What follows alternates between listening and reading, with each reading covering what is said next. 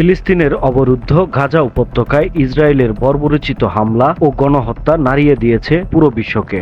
ফিলিস্তিন ফিলিস্তিন ইহুদিবাদ ইহুদিবাদ। সম্প্রতি এ নিয়ে সরব হয়ে উঠেছে সারা বিশ্ব। প্রতিবাদে বাংলাদেশের রাস্তায়ও নেমেছে লাখো লাখো সাধারণ মানুষ। শুধু তাই নয়, দেশের তারকারাও সহাবস্থান জানাচ্ছেন নির্যাতনের শিকার ফিলিস্তিনিদের পক্ষে। আর কত প্রাণ ঝরলে থামবে এই অন্যায়, আর কত। এবার ফিলিস্তিনে ইসরায়েলি হামলার প্রতিবাদে গান গাইলেন বাংলাদেশি এক ঝাঁক শিল্পী। পাখি না উড়ে উড়ছে আকাশে উঠছে মৃত লাশ শিরোনামে এই গানটির সুর সঙ্গীত ও পরিচালনা করেছেন জাহিদ নীরব। এই গানে কণ্ঠ দিয়েছেন ইমরান মাহমুদুল, দিলশাদ নাহার কণা, আতিয়া আনিশা, মহাবী, নিবিড়, তুষার এবং নাইম।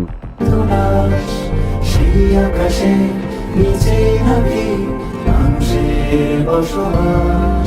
গানের প্রতিটি লাইনে ফুটে উঠেছে একটাই প্রশ্ন, আর কতকাল ফিলিস্তিনিদের এই যন্ত্রণা সহ্য করতে হবে। গানটির শিরোনাম আকাশে উঠছে মৃত লাশ অনুপ্রাণিত হয়েছে সম্প্রতি গাজা থেকে ছড়িয়ে পড়া একটি ভাইরাল ভিডিও থেকে, যেখানে বিস্ফোরণের পর আকাশে ছিটকে পড়া মৃতদেহের করুণ দৃশ্য ধারণ করা হয়েছিল। আকাশে পাখি না উড়ে উড়ছে মৃত লাশ। গানটির সাউন্ড ডিজাইন করেছেন সুমন পারভেজ এবং এটি রেকর্ড করা হয়েছে সাউন্ড অফ সাইলেন্স স্টুডিওতে। এটি একটি শান্ত কিন্তু গভীর আবেগময় প্রতিবাদী গান।